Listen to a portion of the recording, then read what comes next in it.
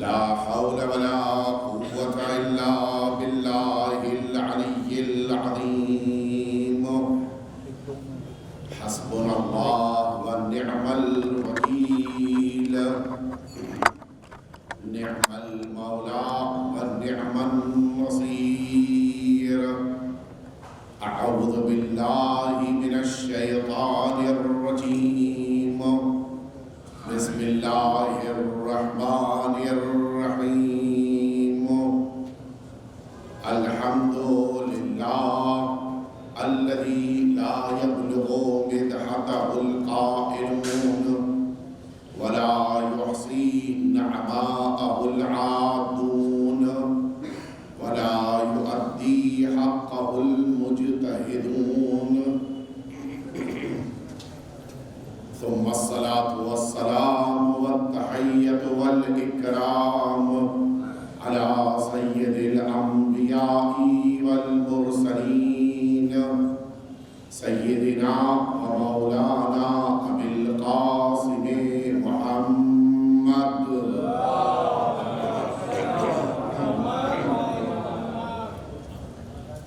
صلى الله عليه وعلى أهل بيته الأطيبين الأنجبين الذين أذهب الله عنهم الرجس وطهرهم تطهيرا.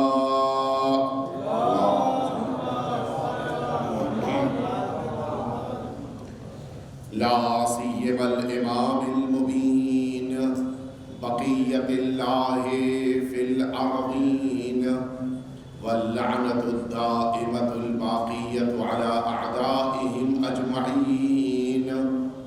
أما بعد، فقد قال رسول الله صلى الله عليه وآله وسلم: فاطمة بضعة مني.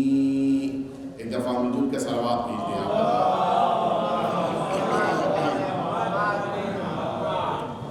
عزیزان محترم، ان مجالس عزا کے روح رواں اور ان مجالس عزا کے لیے آگے آگے رہ کر ان کو منعقد کرنے والے مرحوم مغفور شیخ محمد تقی صاحب علیہ الرحمت والرضوان اور ان کے علاوہ حیدری فیڈریشن کے جتنے بھی مرحومین اس دنیا سے اٹھ گئے، ان سب کے ایصال ثواب کے لیے ایک دفعہ سورہ حمد اور 3 دفعہ سورہ توحید کی تلاوت فرما دیا. بسم اللہ.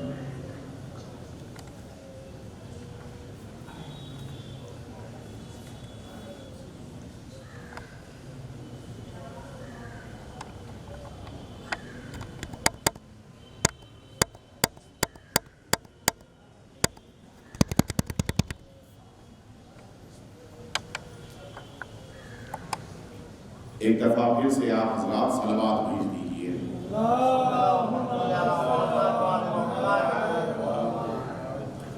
حضرات محترم،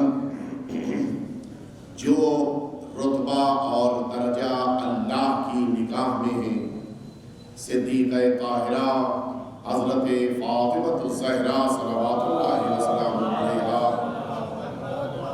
آپ کا ہے اس درجے اور رتبے کو سمجھنا اور اس کو اپنی زندگی میں اختیار کرنا. یہ ہم سب کی ذمہ داریوں میں ہے اور ہمیں ان شہادت کی تاریخوں میں اس بات کی کوشش کرنی چاہیے کہ شہزادی دو عالم کی سیرت اور آپ کی حیات طیبہ کے وہ گوشے جو ہم سب کی زندگیوں کے لیے مفید ہیں، ان سب کو سنیں، سمجھیں اور اپنی زندگی میں انہیں اختیار کریں. کمال وہ نہیں ہے کہ جسے ہم سمجھتے ہوں کہ کمال ہے. کمال وہ ہے کہ جسے اللہ کمال سمجھتا ہو. اللہ نے زندگی میں یہ جو انسان سوچتا ہے کہ مال مل جائے تو کمال مل جائے، انسان سوچتا ہے کہ اولاد آ جائے تو کامل ہو جائے، انسان سوچتا ہے کہ انسان کا بہت بڑا بزنس ہو جائے تو کامیاب ہو جائے۔ یہ ساری چیزیں وہ ہیں جو انسانوں نے اپنے لیے بنائی ہیں، اور اسی بنا پر ان میں سے کوئی چیز نہ رکھنے والا بھی کامل سمجھا جاتا ہے۔ لیکن جس کو اللہ کامل قرار دے رہا ہے، جسے اللہ کامیاب قرار دے رہا ہے، اس کو ان تمام چیزوں سے الگ ہٹ کے یہ سوچنا ہے کہ کن چیزوں سے ہمیں کمال ملتا ہے۔ انسان کو کامیابی اور کمال تب حاصل ہوگا کہ جب اس دنیا سے جانے کے بعد اس کی برزخ بھی آباد ہو، اس کی محشر بھی آباد ہو، اور اسے جنت کے درجات مل جائیں۔ یہ ہے اصل کامیابی۔ ورنہ اگر انسان اس دنیا سے جانے کے بعد برزخ میں مشکلات میں ہے، مصیبتوں میں ہے، عذاب پروردگار میں ہے، تو یہ کیسی کامیابی ہے؟ محشر میں پروردگار کی بارگاہ میں شرمندہ ہو کر کھڑا ہے، یہ کون سی کامیابی ہے؟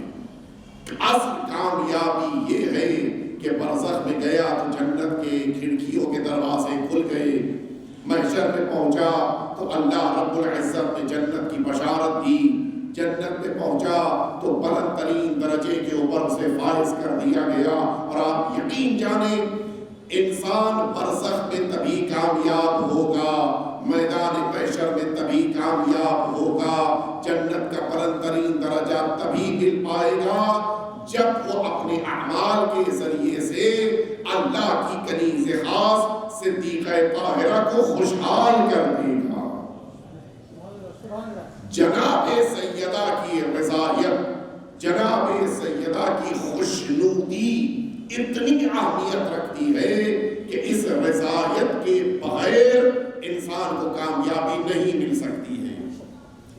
تبھی اللہ راضی ہوتا ہے جب جناب سیدہ راضی ہوتی ہے۔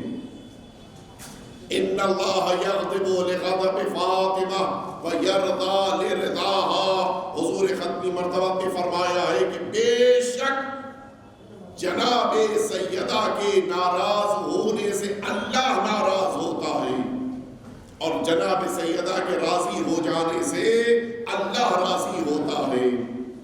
ہم نے تو عقیدت میں نہ جانے کتنوں کو رضی اللہ کہہ دیا۔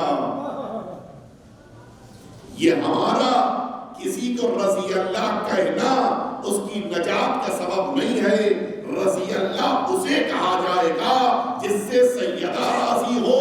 تو اب یہ نہ دیکھو کہ امت کس کو رضی اللہ کہتی ہے، یہ دیکھو کہ سیدہ کس سے راضی ہے۔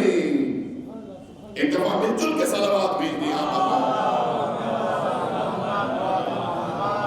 آپ سنیں جناب سیدہ کی عظمت کیا ہے، اور اسے اپنی زندگی میں اختیار کرنا ہے۔ یزید بن عبد الملک یہ ایک شخص ہے کہ جو راوی ہے، حیات پیغمبر میں اس نے زندگی گزاری ہے۔ کہتا ہے کہ میرے والد نے بیان کیا کہ وہ جناب سید عالمیان کے دروازے پر پہنچے۔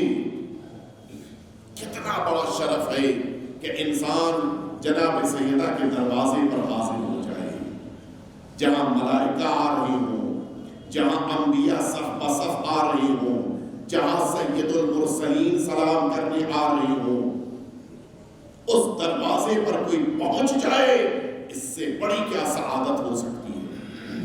کہتا ہے کہ میں پہنچا، ابھی میں دروازے پر پہنچا ہی تھا کہ بدعتنی السلام، جناب سیدہ نے خود سلام کہلوایا۔ اللہ اکبر۔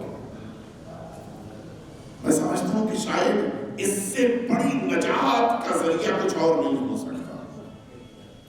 جناب سیدہ کی نگاہ میں اتنی عظمت اور اہمیت پیدا ہو گئی ایک مرد مومن کی کہ اس کو جناب سیدہ سلام کہلوا رہی ہیں۔ مجھے جملہ کہنے دیجئے، امت نے جنہیں بڑا بنایا، سیدہ نے ان کے سلام کا جواب دینا گوارا نہ کیا، اور امت نے جن شیعوں کو چھوٹا سمجھا تھا نگاہ سیدہ میں یہ عظمت ہے کہ سیدہ انہیں سلام کہلوا رہی ہے. صلوات بیت محمد والے جناب سیدہ کا سلام کہلوانا بڑی اہمیت رکھتا ہے. پوچھا کیا ہو گیا, کیوں دروازے پہ آئے ہو, کوئی خاص بات؟ عجیب جملہ کہا. کہتا ہے طلبت البرکہ, میں آپ کی خدمت میں آپ کے دروازے پہ آیا ہوں تاکہ برکت حاصل کروں. متوجہ ہوئے؟ کسی کو رزق میں برکت چاہیے, کسی کو اولاد میں برکت چاہیے, کسی کو مال میں برکت چاہیے, کسی کو دکان میں برکت چاہیے, کسی کو گھر میں برکت چاہیے, ہے نہیں؟ متعدد برکت کے سوالات کیے جاتے ہیں. سوال متعدد ہے, جواب ایک ہے. جو برکتوں کا مرکز ہے ان کے دروازے پہ آ جاؤ, خود بخود برکت مل جائے گی. طلبت البرکہ, میں برکت حاصل کرنے آیا ہوں. جناب صدیقہ طاہرہ فرماتی ہیں کہ سنو, برکت چاہیے, آؤ میں تمہیں بتائے دیتی ہوں. جو نسخہ جناب سیدہ نے بتایا ہے وہ برکتوں کے لیے بہترین نسخہ ہے. کیا فرمایا سنیں گے آپ؟ فرماتی ہیں قال ابی وہو ذا, میرے والد یہیں پر موجود تھے اور انہوں نے یہ جملہ فرمایا کہ من سلم علیہ وعلی ثلاثۃ ایام, جو رسالت مآب پر اور جناب سیدہ پر 3 دن تک سلام کرے. اور فرمایا 3 دن تک کیا ملے گا؟ فرماتی اوجب اللہ لہ الجنہ, پروردگار اس مسلسل 3 دن تک سلام کرنے والے پر جنت کو لازم کر دیتا ہے. اب متوجہ ہوئے برکت کیا ہے؟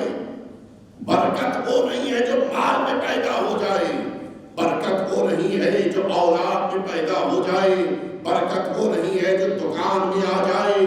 برکت یہ ہے کہ انسان کامیابی کے ساتھ جنت میں داخل ہو جائے. اور اگر جنت جانا ہے تو آؤ صدیقہ طاہرہ کو سلام کرو, سیدہ کی بارگاہ میں کھڑے ہو کے السلام علیکی یا بنت رسول اللہ کہو. اللہ جنت کو لازم قرار دیتا ہے. پوچھنے والا یہ راوی کہتا ہے میں نے پڑھ کے جناب سیدہ سے پوچھ لیا فی حیاتکما او بعدکما, آپ کی زندگی ہی میں جنت ملے گی کہ آپ کی زندگی کے بعد, آپ کی حیات طیبہ کے بعد بھی اگر کوئی آپ کی بارگاہ میں آ کے سلام کر لے کیا اسے جنت مل جائے گی؟ فرماتی نعم فی حیاتنا و بعد مماتنا, ہماری زندگی میں بھی آ کے سلام کرے تو اسے جنت اللہ عطا کرتا ہے. جو ہماری زندگی کے بعد بھی سلام کرے گا اسے اللہ جنت عطا کرے گا.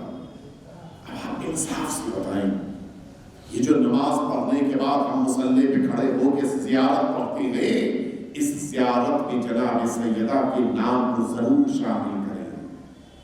بڑی عظمت ہے, برکتوں کا مرکز ہے جناب سیدہ. اور پھر ظاہر ہے کہ زبانیں کھلنی شروع ہو جاتی ہیں. ایک زیارت میں جنت, کیا اتنی آسان ہے جنت؟ ہے نہیں سوال. اتنی محنت کرنی ہوتی ہے, زندگی بھر عبادتیں کرے, زندگی بھر اللہ کی بندگی میں مصروف رہے, کوئی گناہ انجام نہ دے, واجبات چھوٹنے نہ پائے, مستحبات میں مصروف رہے, مکروہات کی طرف رخ نہ کرے. اتنی پابندیاں, اور یہاں سلام کیا اور جنت میں چلے گئے. البتہ وہ ساری چیزیں ضروری ہیں. سلام کے معنی ہی یہ ہے کہ انسان بندگی کر کے جناب سیدہ کے دروازے پہ آیا ہے. عبادتوں کو چھوڑ کے جناب سیدہ کے پاس آنا یہ انسان کی شرافت کا تقاضا نہیں ہے. جناب سیدہ کی بارگاہ میں آؤ, سلام کرو, جنت مل جائے گی. اعتراض ہے نہیں, اتنا چھوٹا سا عمل اور جنت, یہ بہت پوچھا جاتا ہے. امام حسین پر روئے, جنت مل گئی. السلام کے لیے 40 دن صبح میں دعا پڑھ لی، حضرت کے ناصروں میں ہو گئے. یہ تو مختصر سا عمل ہے اور اتنا بڑا اجر مل رہا ہے. اس کا بڑا سیدھا سا جواب ہے. آئیے میں قرآن مجید کی بارگاہ میں لے کر چلوں. قرآن مجید اعلان کر رہا ہے کہ وَإِذَا حُيِّيتُم بِتَحِيَّةٍ فَحَيُّوا بِأَحْسَنَ مِنْهَا أَوْ رُدُّوهَا. پوری توجہ سے سنیے گا. قرآن مجید کہہ رہا ہے کہ جب تمہیں کوئی سلام کرے تو یا تو اس سے بہتر رپلائی دو یا کم از کم جتنا سلام اتنا ہی جواب دے دو. وضاحت پہلے تھوڑی سی کر دوں پھر آگے بڑھتا ہوں. میں کسی نے آپ کو کہا السلام علیک، آپ جواب میں کہیے وعلیک السلام. لیکن اگر اس نے السلام علیکم کہا ہے، علیک کہا تھا اس والے نے، السلام علیکم کہا ہے، تو اب جواب میں وعلیکم السلام کہنا ہے، وعلیک السلام نہیں کہنا ہے. متوجہ؟ اور قرآن کے مطابق اس میں بڑھا کے کہو. اس نے تو صرف السلام علیکم کہا تھا، آپ جواب میں کہیے وعلیکم السلام ورحمۃ اللہ. یہ قرآن کے مطابق ہے. بڑھا کر اس نے جتنا کہا ہے اس سے زیادہ کہو، کم نہیں ہونا چاہیے، یا کم از کم جتنا کہا ہے اتنا جواب دو. اب اگر سامنے والے نے کہا السلام علیکم ورحمۃ اللہ، جواب میں صرف وعلیکم السلام نہیں کہنا ہے، وعلیکم السلام ورحمۃ اللہ کہنا ہے. اور اگر قرآن کے مطابق عمل کرنا ہے تو وبرکاتہ بھی بڑھا دیجیے. اور اگر اس نے کہا السلام علیکم ورحمۃ اللہ وبرکاتہ، تو اب جواب میں وعلیکم السلام ورحمۃ اللہ پہ رکنا نہیں ہے، وبرکاتہ آپ کو بھی کم از کم کہنا ہے. متوجہ ہوئے نہیں ہوئے؟ یہ ہے قرآن کا حکم. جتنا سلام یا تو اتنا ہی جواب یا اس سے زیادہ جواب. مجھے بڑا اچھا لگا آپ کا سلام کرنا. میں نے آپ کے سلام کا جواب دیا وعلیکم السلام، اور مثال کے طور کے اوپر اپنی جیب سے کچھ رقم نکال کے آپ کو دے دی. کسی اور صاحب کو سلام کیا گیا، ان کو اور اچھا لگا، انہوں نے مثلاً اپنے گھر میں بڑا اچھا ٹی وی رکھا تھا، وہ اٹھا کے دے دیا جواب سلام کے ساتھ ساتھ بڑھا کے. کسی اور کو سلام کیا، ان کو بڑا اچھا لگا، انہوں نے جواب سلام بھی دیا، ساتھ میں ایک گھر کی سند بھی دے دی کہ آپ سے یہ گھر آپ کا. اچھا یہ بتائیے، میں نے جب اپنی جیب سے کچھ روپے نکال کے دیے تھے ایک مرد مومن کو جواب سلام میں، آپ کو کوئی اعتراض؟ کوئی اعتراض؟ اس مرد مومن نے جواب سلام میں اپنے گھر کا ٹی وی دے دیا، آپ کو کوئی اعتراض؟ یا آپ کو کیا اعتراض؟ ان کی ملکیت تھی، وہ مالک تھے، انہوں نے دے دیا. انہوں نے اپنے گھر کی سند دے دی، آپ کو کوئی اعتراض ہے؟ بھئی وہ مالک تھے، انہوں نے اٹھا کر دے دیا. تو انسان جب جواب سلام میں بہتر عطا کرتا ہے تو جتنا اس کا اختیار ہوتا ہے اتنا ہی وہ دے سکتا ہے. اب اگر کوئی ایسی شہزادی ہو کہ جن کی قدرت میں، جن کے اختیار میں جنت ہو، اور وہ سلام کے جواب میں جنت عطا کر دے، تو کیا کسی کو اعتراض کا حق ہے؟ مل جل کے صلوات بھیج دیں آپ اللہ.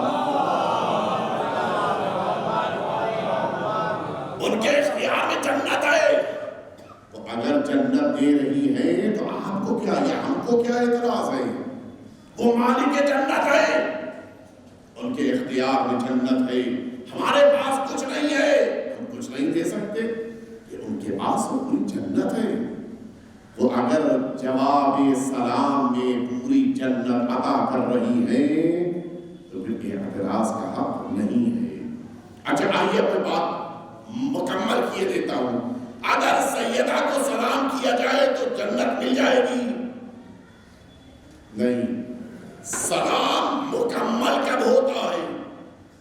سلام مکمل ہوتا ہے للسلام 70 حسنہ، سلام کے لیے 70 ثواب اور نیکیاں ہیں. 69 للمجیب والواحدہ للراد. جو سلام کرتا ہے اسے 69 ایک کم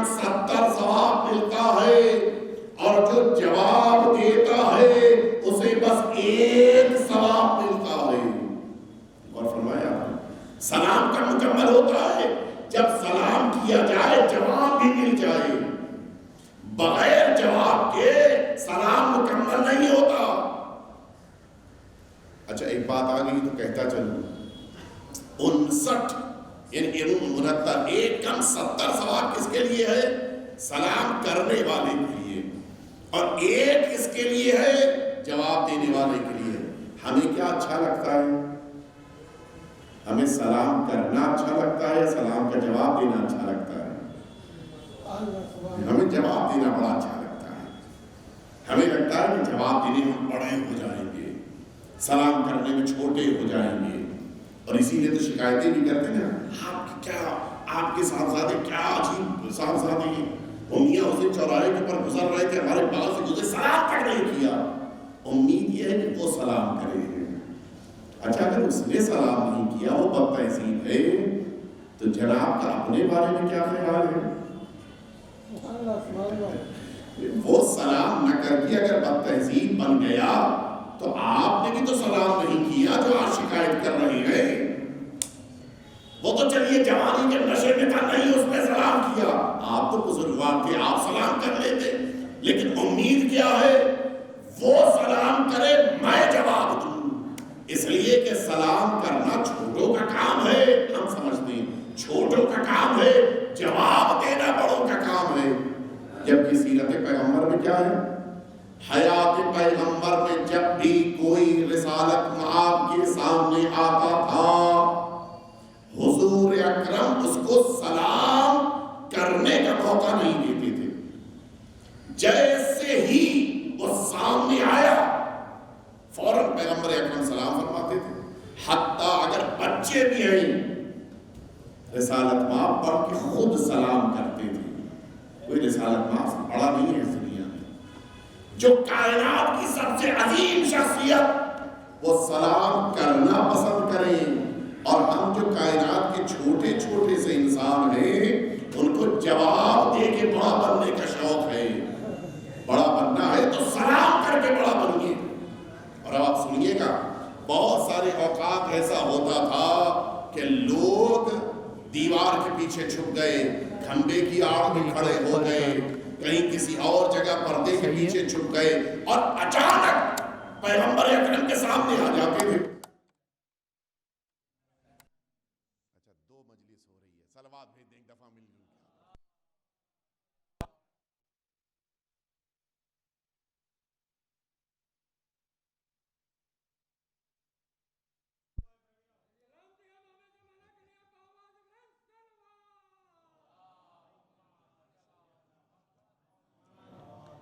تو رسالت مآب کے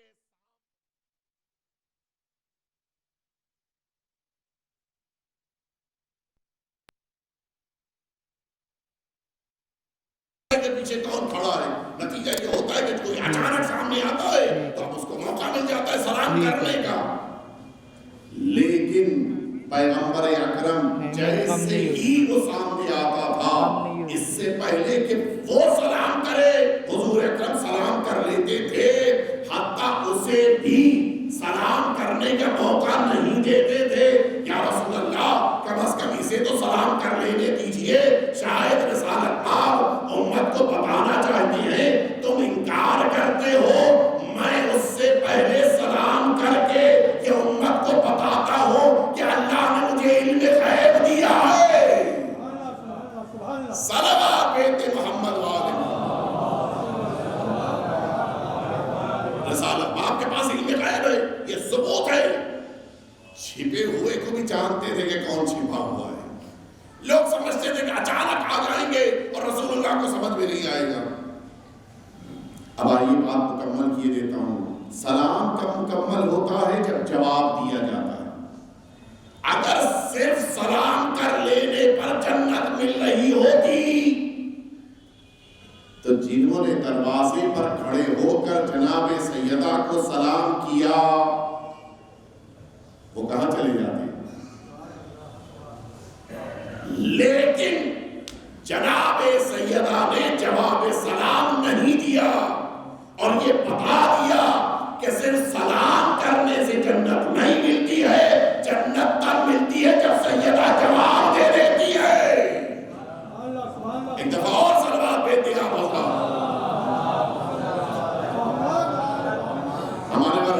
میں موجود ہے.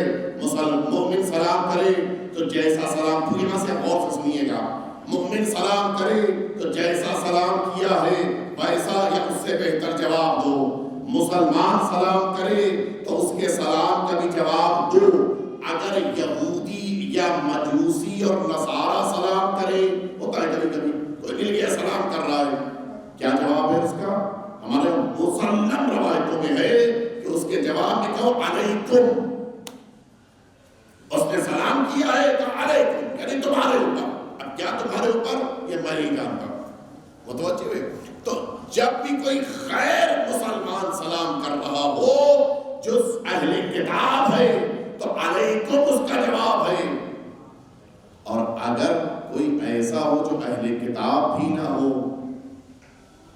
اور کر رہے آپ متوجہ ہو رہے نہیں ہو رہے، کوئی ایسا ہو جو صاحب کتاب بھی نہیں ہے، نہ عیسائی ہے نہ یہودی ہے، اب کیا کریں گے؟ وہاں پہ جواب سلام نہیں ہے، وہاں پر کچھ بھی جواب نہیں دینا ہے. اب آپ ذرا ملاحظہ فرمائیے، مومن کے سلام کا جواب اس کے سلام سے بہتر ہونا چاہیے. مسلمان کے سلام کا جواب جیسا اس نے کہا ہے ویسا ہونا چاہیے. یہودی اور عیسائی کے سلام کا جواب علیکم ہونا چاہیے. اور اگر اللہ کا مشرک ہے تو پھر اس کے سلام کا جواب بھی نہیں دینا ہے. جناب سیدہ نے سلام کرنے والے کے سلام کے مقابل نہ تو علیکم کہا نہ جواب دیا. اب آپ خود بتائیے کہ جناب سیدہ کی نگاہ میں نہ مومن ہے نہ مسلمان ہے نہ یہودی اور عیسائی ہے، بلکہ جناب سیدہ کی نگاہ میں امت کچھ بھی کہتی رہے جواب نہ دے کر بتا دیا کہ نگاہ سیدہ میں یہ دروازے پہ آنے والا کافر تھا. صلوات کہتے محمد والے جناب سیدہ نے انہیں لوگ کچھ بھی کہتے رہے، اس لائق بھی نہیں سمجھا کہ اسلام کے دائرے میں ان کو قرار دیا جائے. اور اس لیے ان شہادت کی تاریخوں میں جناب سیدہ کی زیارت ضرور پڑھی. ایک فقرہ ہی صحیح، السلام علیک یا بنت رسول اللہ، یہی فقرہ اگر کم از کم پڑھ سکتے ہیں ضرور پڑھیں. اس لیے کہ جس کو جناب سیدہ کی شفاعت مل جائے اس سے بڑا کوئی خوش نصیب نہیں ہے. یہ جو آپ فرش عزا بچھاتے ہیں جناب سیدہ کے لیے، اس فرش عزا سے آپ کو کتنا کچھ مل جاتا ہے آپ سوچ بھی نہیں سکتے. بیٹھنے والا، گریا کرنے والا، ماتم کرنے والا، سینہ زنی کرنے والا، ذکر کرنے والا، فرش عزا کا اہتمام کرنے والا، تبرک تقسیم کرنے والا، حتیٰ ان مجلسوں کو ان ذریعوں سے دوسروں تک پہنچانے والا، یہ سارے وہ افراد ہیں کہ جنہیں جناب سیدہ کی دعا ملتی ہے. جناب سیدہ کی دعا جسے حاصل کرنی ہو تو اس فرش عزا کو ضرور بچھائے، فرش عزا پر ضرور بیٹھے اور اپنا اپنا حصہ کم از کم جناب سیدہ کی زیارت کے ذریعے سے ضرور حاصل کریں. کبھی موقع ملا تو عرض کروں گا کہ اس زیارت کی کتنی عظمت ہے اور اللہ نے جناب سیدہ کی اس زیارت کو کیا رتبہ اور کیا درجہ دیا ہے. اگر موقع ملا تو ضرور، ورنہ اگلی جو مجلس ہماری خراسان میں ہے اس میں ضرور عرض کروں گا. لیکن اتنا کہتا چلوں کہ جس کو جتنا موقع مل جائے جناب سیدہ کی شہادت کی ان تاریخوں میں سوگ بھی منائے اور جناب سیدہ کا ذکر بھی کرے، جتنا زیادہ ذکر کر سکتا. مجھے اچھا لگا حجت الاسلام مولانا محسن قراتی صاحب بڑے اچھے خطیب ایران کے، انہوں نے کہا کہ جس موقع کے اوپر میں 8ویں امام علی رضا علیہ السلام مولا کی بارگاہ میں حاضر ہوتا ہوں تو اب ظاہر ہے کہ مجھے تو اپنی دعا بھی قبول کروانی ہے، زیارت پڑھ لی ہے، دعا قبول کروانی ہے. کیا کروں کہ میری دعا قبول ہو جائے؟ سنیں گے میں تسبیح اٹھا لیتا ہوں اور بس آپ نے شب قدر کے اعمال میں ایک جملہ آپ کہتے ہیں بک یا اللہ، اس کے بعد بے محمد، اس کے بعد بے علی، اس کے بعد بے فاطمہ کا میں تسبیح اٹھا کر امام کی سری کے سامنے 100 دفعہ بس یہی کہتا ہوں بے فاطمہ، بے فاطمہ، بے فاطمہ، بے فاطمہ۔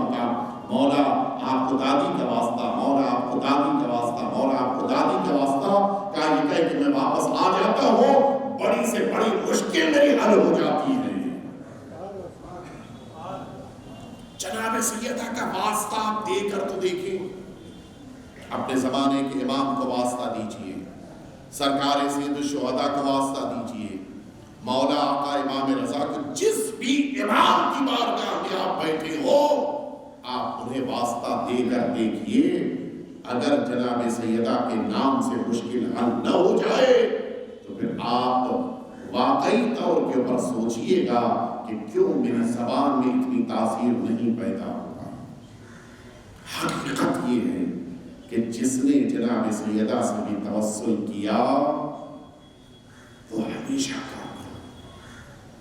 اللہ نے جناب سیدہ کو خاص رتبہ دیا، اور اسی لیے میں اپنے وقت کے اندر گفتگو کو مکمل کر لے جاؤں، اس لیے سنیں آپ کہ حقیقتاً اگر کوئی انسان واسطہ دے، یہی ایک کتاب شیخ عباس قمی علیہ رحمت اور رضوان کی ہے، منازل الآخرہ، پرشین میں لکھی گئی ہے، جس کا اردو میں بھی ترجمہ موجود ہے، انگریزی میں بھی موجود ہے، اور مجھے پتہ چلا کہ گجراتی میں بھی ہے۔ میں گجرات میں تھا، آج ہی واپس آیا، مجھے پتہ چلا کہ اس کا ترجمہ گجراتی میں بھی ہے۔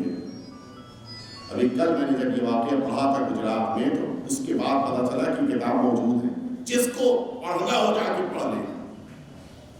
اس کتاب میں یہ واقعہ لکھا ہوا ہے کہ مرحوم شیخ عباس قمی نے اپنے استاد محدث نوری سے واقعہ لکھا کہ انہوں نے اپنے دوست سے یہ بات سنی کہ وہ عالم دین کے جو سرزمین کربلا پر مقیم، یہ خود بھی عالم دین تھے، سرزمین کربلا پر مقیم تھے، اور ان کا ایک دوست تھا شیخ جعفر، یہ مرحوم تبریزی بیان کرتے ہیں کہ میرا ایک دوست تھا ملا شیخ جعفر کہ جو خود بھی عالم تھا، لیکن ہوتا ہے انسان کا اعتبار، انسان کا بھروسہ۔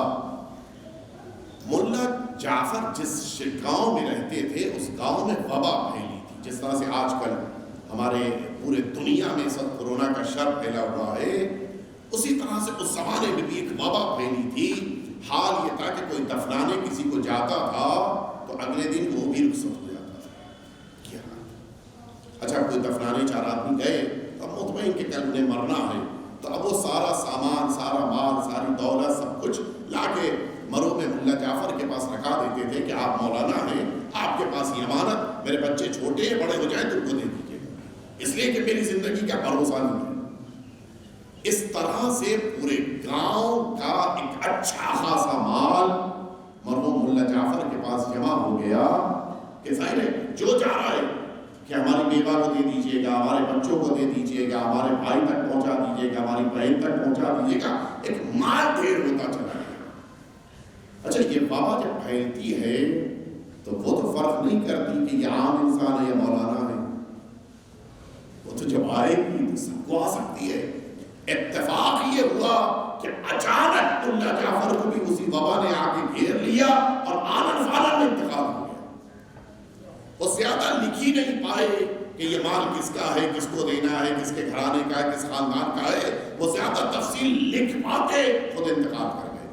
اچھا، مال بھی اچھا خاصا ہے، اولاد کے درمیان تقسیم ہو گیا، اولاد یہ سمجھی کہ شاید میرے بات کچھ مال پہ لکھا ہوا تھا وہ تو الگ رکھ دیا، جس پہ نہیں لکھا تھا سمجھے ہمارا مال ہے۔ مرحوم تبریزی کہتے ہیں کہ میں نے 3 یا 4 دن کے بعد ملا جعفر کو خواب میں دیکھا، اور اس پوری کیفیت میں دیکھا کہ میں ممبر سے نہیں بیان کر سکتا، اس کو پڑھنا اس کتاب میں جا کے پڑھنا۔ میں سمجھ گیا کہ یہ جو امانتیں رہ گئی تھیں ان امانتوں کو صحیح ڈھنگ سے نہ پہنچا پانے کی بنا پر یہ ملا جعفر اصحاب بھی ان دا بریکٹ ایک بات عرض کر دو، یہ جو وصیت کے لیے میں آپ کے درمیان اکثر یہ بات کہتا ہوں کہ وصیت نامہ تیار کر کے رکھنا چاہیے، وصیت نامہ لکھ کر رکھنا چاہیے۔ اس کی ایک وجہ یہی ہے، اگر ہمارے پاس کسی کی امانت ہے تو اس امانت کے لیے خاص طور سے لکھ کر جانا چاہیے۔ کسی نے کچھ میرے پاس مال رکھایا ہے، میرے پاس مثلاً صاحب امام رکھا ہوا ہے، میرے پاس صاحب سادات رکھا ہوا ہے، کسی نے کبھی مجھ کو دیا تھا کہ فلاں مسجد کے لیے آپ ان تک پہنچا دیجئے گا، رکھا ہوا ہے، کسی نے مال دیا تھا کہ یتیموں پہ خرچ کر دیجئے گا، رکھا ہوا ہے۔ مطلب یہ نہیں، یہ سب امانتیں ہیں۔ یہ 1 گھنٹہ 2 گھنٹہ رہنا بھی ان کا ہمارے لیے کبھی کبھی مشکلات کا سبب بن سکتا ہے، اس لیے کہ اللہ جب آزماتا ہے تو اکثر مال کے ذریعے آزماتا ہے۔ پتہ ہی نہیں ہمیں، اولاد کو بھی کیا پتا، انسان اچھا یہ بھی نہیں ہے کہ بھئی اسے 60-70 سال والی عمر کے انسان انتقال کر رہے ہیں کہ ہم نے سوچا کہ ابھی تو ہم 40 کے ہی، ابھی کیا وصیت لکھی جائے۔ اگر 40 اور 35 والے نہ مر رہے ہوتے تو کہہ دیا جاتا بھئی 40 والے وصیت نامہ نہ لکھیں، لیکن 35 تو بہت آگے، 15 سال والے بھی انتقال کر رہے ہیں۔ یعنی یہ وصیت نامہ تیار کرنا چاہیے کہ کس کی امانت ہمارے پاس ہے، کم از کم کچھ نہیں کر سکتے تو یہ جو امانت جس لفافے پر رکھی ہے اس پر تاریخ کے ساتھ لکھیں کہ یہ امانت کس کی ہے، کس کو دینا ہے، کس لیے دی ہے، کتنی مدت کے لیے دیا ہے، لکھیں اس پر۔ نہیں دے پائے ملا جعفر، اور اب حال یہ ہے کہ مرحوم تبریزی نے دیکھا کہ عجیب شدید عذاب میں کوئی راستہ ہی نہیں تھا، آنکھ کھل گئی گھبرا کے، بہت توسل کیا، بہت دعائیں کی، بڑی مناجات کی اللہ سے گڑ گڑا کے کہ خدا اس کو معاف کر دے، اس لیے کہ وہ بے خطا ہے، اس کا تو کوئی جرم نہیں ہے، امانتیں اس کے پاس تھی، اس کا کوئی خیانت کا ارادہ نہیں تھا، لیکن اس طرح سے 10 سال گزر گئے اور کچھ بھی خبر نہیں، ملا جعفر کے بارے میں کچھ بھی پتہ نہیں چلا کہ ان کے لیے اللہ نے کیا فیصلہ کیا، عذاب ٹلا نہیں ٹلا، عذاب ہے کم ہوا نہیں، اور کچھ بھی نہیں پتا۔ لکھتے ہیں مرحوم محدث نوری نے لکھا کہ ایک بار ان کے دوست یہی ملا تبریزی نے بتایا کہ ایک بار ان کو اسی کربلا سے حج پر جانے کا موقع ملا، گئے اللہ کے گھر کی زیارت، اللہ کے گھر کا حج، سارے اعمال سارے ارکان کو مکمل کیا، پھر مکہ معظمہ کے بعد مدینہ طیبہ آئے۔ مدینہ طیبہ جب یہ پہنچے تو یہ خود بھی بیمار ہو گئے، اور اب کہتے ہیں ملا تبریزی کہ میں اتنا شدید بیمار ہو گیا کہ روضہ پیغمبر پر زیارت کے لیے مجھ کو لوگ کاندھے پر لے کر گئے، میں بے ہوش تھا کہ وہاں کم از کم جا کے زیارت تو کر لے، مجھے روضہ پیغمبر کے سامنے لٹا دیا گیا اور مجھے تو ہوش ہی نہیں تھا۔ کچھ دیر کے بعد مجھ کو یہ سارے میرے ساتھی لے کر آئے، اس زمانے میں صدیقہ طاہرہ حضرت فاطمہ الزہرا، آپ کا جو یہ بیت الشرف ہے کہ جو آج بند ہے، الماریوں کے ذریعے سے اس کو اس طرح سے پیک کر دیا گیا ہے کہ دکھائی نہ دے، اور وہاں پر بیٹھ کر بھی کوئی دعا مانگتا ہے تو یہ منحوس قوم ہے کہ جو اس عمل کو بھی شرک کہہ کر ہٹا دیتی ہے، لیکن انشاءاللہ ان کا خاتمہ بھی یقینی ہے، ان قریب یہ ظلم کی بساط اٹھنے والی ہے، اور انشاءاللہ وہ دن بھی قریب ہوگا کہ ہم اپنی آنکھوں سے جنت البقیع کی تعمیر ہوتے ہوئے دیکھیں گے۔ اس زمانے میں دروازہ باقاعدہ شہزادی کا کھلا تھا، لوگ اندر جا کے بیٹھتے تھے اور مناجات کرتے تھے۔ لے کے گئے ملا جعفر کے اس دوست کو، مرحوم ملا تبریزی کو، کہ لے کے گئے کہ وہ چلے وہاں بھی زیارت کرنے کا، مجھے ہوش آ گیا تھا، اور اب وہاں پر بیٹھ کے میں نے باقاعدہ جناب سیدہ سے توسل کیا، اور وہاں سے پھر میں نکلا تو میری طبیعت بھی ٹھیک ہو گئی، پھر میں آیا، قافلہ آگے بڑھ رہا تو میں قافلے کے ساتھ آگے بڑھا۔ اس زمانے میں جو اطراف کی زیارتیں کرنی ہوتی تھیں تو لوگ میدان احد میں مقیم ہوتے تھے، وہاں سے اطراف کی زیارت کرتے تھے۔ میں بھی میدان احد میں آیا، سب کے ساتھ میں بھی وہاں پر رکا، اور میں نے رات میں 3 دن تقریباً گزر گئے تھے، میں نے رات میں ملا جعفر کو خواب میں دیکھا، 10 سال بعد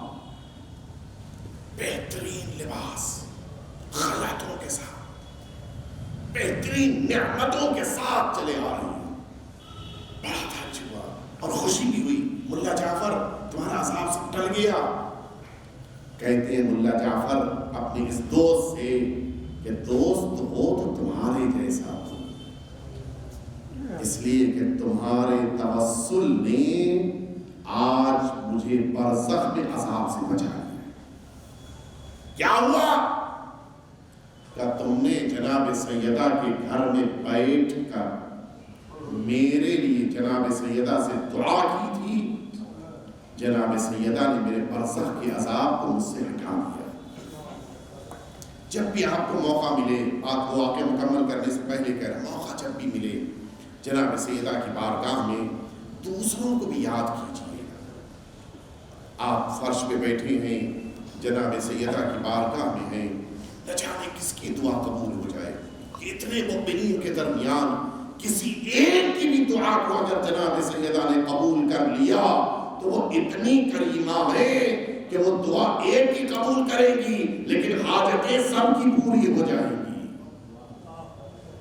لہٰذا دوسروں کے حق میں بھی دعا کیجیے، صرف اپنے لیے نہیں، صرف اپنی مشکلات کو مد نظر نہ رکھیے۔ وہ افراد کہ جو ہم سے زیادہ مشکلات میں ہیں، ہم سے زیادہ سختیوں میں ہیں، ہم سے زیادہ پریشانیوں میں ہیں، اور خاص طور سے جو لوگ عالم برزخ میں ہیں، اس دنیا سے اٹھ گئے ہیں، ان کے لیے ضرور دعا کیجیے، میرے خاندان کے ہوں یا خاندان کے نہ ہوں، بالخصوص وہ افراد کہ جو دنیا سے اٹھ گئے، آج یا تو ان کا کوئی وارث نہیں ہے، بے اولاد دنیا سے چلے گئے، لا ولد تھے یا شادی نہیں کر پائے تھے، یا وارث ہے اپنے باپ کو بھول چکا ہے، بہت سے ایسے ہیں، کوئی توفیق نہیں ہے ان کو ایصال ثواب۔ ایسے برزخ میں رہنے والے افراد کو ضرور یاد کیجیے۔ جناب سیدہ کے فرش پہ جب آنکھوں میں آنسو آ جائیں، جب آپ گریہ کر رہے ہوں، جہاں آپ بقیہ دعائیں مانگیں، وہاں مرحومین کو بھی آپ ضرور یاد کیجیے۔ کہتے ہیں تم نے جو توسل کیا تھا، تم نے جو بات کہی تھی، اس بات کی بنا پر مجھے جناب سیدہ نے بخش دیا۔ سنیں گے آپ ملا تبریزی نے جا کر جناب سیدہ کے گھر میں بیٹھ کر کیا جملہ کہا تھا؟ جناب ملا تبریزی نے کہا تھا کہ اے شہزادی، میں نے روایتوں میں پڑھا ہے کہ آپ کو اپنے امام حسین سے بڑی محبت ہے۔ اے سیدہ، میں آپ کے بیٹے حسین کے پڑوس میں کربلا میں رہتا ہوں، میں آپ کے بیٹے کا پڑوسی ہو کر آپ کی بارگاہ میں آیا ہوں۔ اے بی بی، امام حسین کا واسطہ ہے کہ میرے دوست جعفر کو بخش دیجئے گا۔ ہاں، جناب سیدہ کو بڑی محبت ہے اپنے اس بیٹے سے، اور جب امام حسین کا واسطہ دیا جائے، سیدہ ضرور اس کی دعا قبول کرتی ہے۔ شہزادی نے اس میدان کربلا میں ہر جگہ اپنے بیٹے کو مصیبتوں میں دیکھا ہے۔ زہرا کے دل پہ کیا گزر رہی ہوگی میں نہیں جانتا، لیکن ہاں ارباب مقاتل نے لکھا ہے کہ جب خیمے نصب ہو چکے تھے، زینب علیہ مقام نے فرمایا تھا اے بھیا اس جگہ کے بجائے کہیں اور قیام کر لیں۔ پوچھا وجہ کیا ہے؟ کہتی ہے زینب اے بھیا جب سے ہم کربلا میں آ کر رکے ہیں، ہمیں پشت خیمہ کسی بیوی کے رونے کی آواز آتی ہے۔ امام حسین کہتے ہیں زینب تم نے پہچانا نہیں، یہ اماں زہرا کربلا میں ہمارے لیے ماتم کر رہی ہے۔ یہ تو ہے وہ دن جس دن خیمے نصب کیے گئے تھے۔ آئیے شب عاشورا آپ کو لے کر چلے۔ حسین میدان کربلا میں آگے آگے جا رہے ہیں، پیچھے پیچھے آپ کا ایک جانثار آ رہا ہے، ساری جگہ دکھا رہے ہیں دیکھو یہاں پہ اکبر قتل ہوگا، یہاں پہ اصغر کو شہید کیا جائے گا، یہاں پہ میرا قوت بازو عباس شہید ہوگا، یہاں پہ قاسم کی لاش پامال ہوگی۔ ساری جگہ دکھا دینے کے بعد اچانک امام حسین کہتے ہیں اے میرے صحابی اب تو واپس چلا جا، اس لیے کہ میں اپنی قتل گاہ جا رہا ہوں۔ اے آقا مجھے ساتھ میں لے جائیے۔ جملہ سنو گے، کہتے ہیں آقا حسین ارے میں تجھے اپنی قتل گاہ نہیں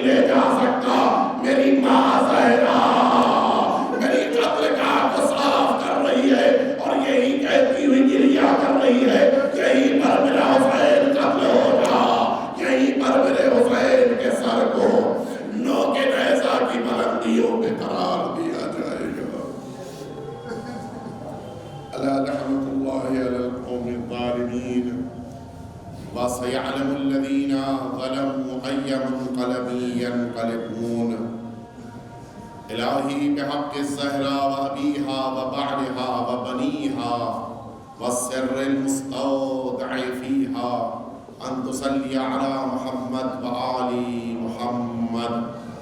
پروردگار تیری بارگاہ میں دعا ہے ہم سب کے آقا اور مولا سرکار ولی عصر کے ظہور میں تعجیل فرما، ہم سب کو حضرت کے خدمت گزاروں میں شمار فرما۔ پروردگار وہ مؤمنین اور مؤمنات جو ان مجالس عزا کو منعقد کرتے تھے، حیدری فیڈریشن کے تمام ذمہ داران، ان کے درمیان سے جو مؤمنین اٹھ گئے، پروردگار ان سب کے درجات کو بلند سے بلندتر فرما۔ پروردگار ہم سب کو دین کے خدمت گزاروں میں شمار فرما۔ پروردگار جتنے مرحومین اس دنیا سے اٹھ گئے ان سب کو جناب سیدہ کا مہمان قرار فرما۔ پروردگار میدان محشر میں ہم سب کو جناب سیدہ کی شفاعت نصیب فرما۔ جو مؤمنین بیمار ہیں جناب سیدہ کے صدقے میں انہیں شفا عطا فرما۔ ربنا تقبل منا انک انت السمیع العلیم۔